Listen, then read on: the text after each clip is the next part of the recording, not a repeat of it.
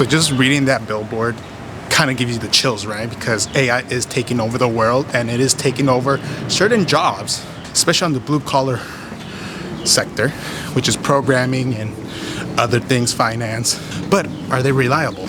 I'm not an expert in AI, would probably never be. I had to probably do my research, but let's be honest, BlackRock is using AI to predict the market, and so far they've been successful. They've been making billions of dollars, probably trillions. So I'm just saying it is advancing pretty quick, and it's kind of scary in a way. But if you've been living here in the Bay Area, especially in San Francisco or Palo Alto, where it is Silicon Valley, a lot of people are losing their jobs. A lot of junior engineers or programmers, they are getting canned by these corporates, companies. And the reason why, because they're on the AI hype train, and they're trying to lower costs, obviously, because you're trying to make a profit. That's the point of a company, besides being innovative. But most importantly, they want to make money.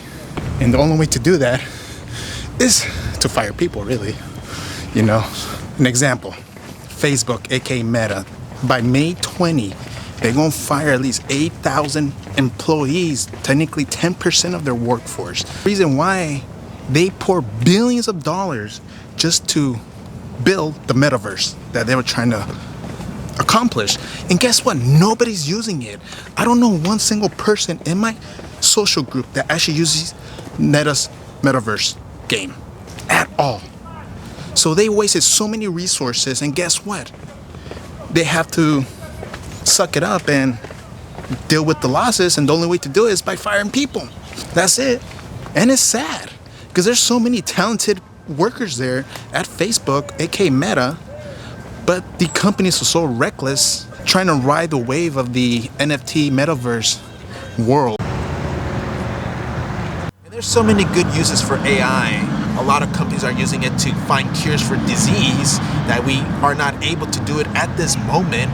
AI is actually helping the scientists to actually achieve that. So that's a good thing, but also there's also the bad things like AI slop content in YouTube, you know, or deepfakes, which is like the worst thing. But the two that I mentioned, the worst one is surveillance. Don't you think that AI is literally collecting all the information that you type in into the database, and also by talking to it, don't you think that companies are actually holding that information so that they could sell it to the government? Because the government wants the information. Information is key to this society at this moment. That's why you see a bunch of people talking about privacy, because it's a commodity. It's like gold. If I had a company that had billions of information of individuals, don't you think if I was a scumbag, I would probably sell it to the government for a good amount of pocket change? Probably. I'll make a fortune making that. But I have a soul, so I won't be doing that. But you have to think about it is advancing our civilization, but at what cost? Gotta love science though, but brown means sediment and green means plioplankton.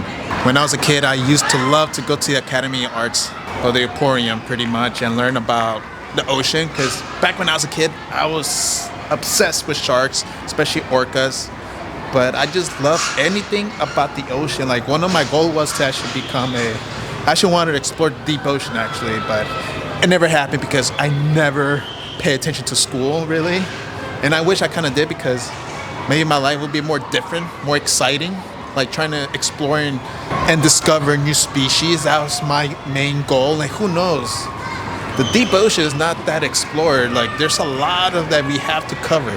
There's so much to uncover in the deep ocean, in the Mariana Trench. But this is what I kill for. And I would die to be a little kid again, to be honest. Because I would do a lot of things differently, especially in school.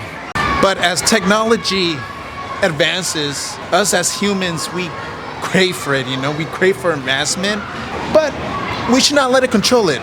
Our lives, especially. If you guys see WALL-E, you see how all the humans were? They were fat, obese, because they rely on technology way too much. I don't want that world, you know? I want a world where, yeah, we have cool things, we discover new things, but we want to prosper, be more healthy as possible, and actually To be honest, be more happy, because right now nobody's happy at this moment. Nobody's satisfied at the moment. Everyone wants more. If you guys have been noticing that, but we could change that. We could change that. We could change that narrative of being content with what we actually have and be happy.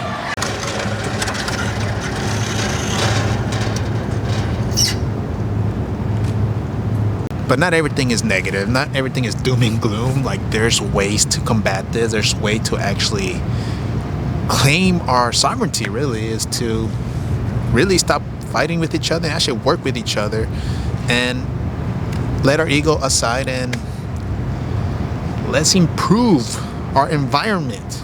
And we could start with Mother Nature as it is, because this is worth saving, dude. Like, here I'm in the bay, in the ocean. It is calm being here. Like, you are able to relax here. Don't you think it's worth saving? And luckily, a lot of people are waking up, are getting tired of living the same life. So think about it, because the world that we live in is changing. But I'll leave you guys in that note. If you guys like this video, hit that like button. Also subscribe as well, so we could fight the algorithm. And I'll see you guys on the next one.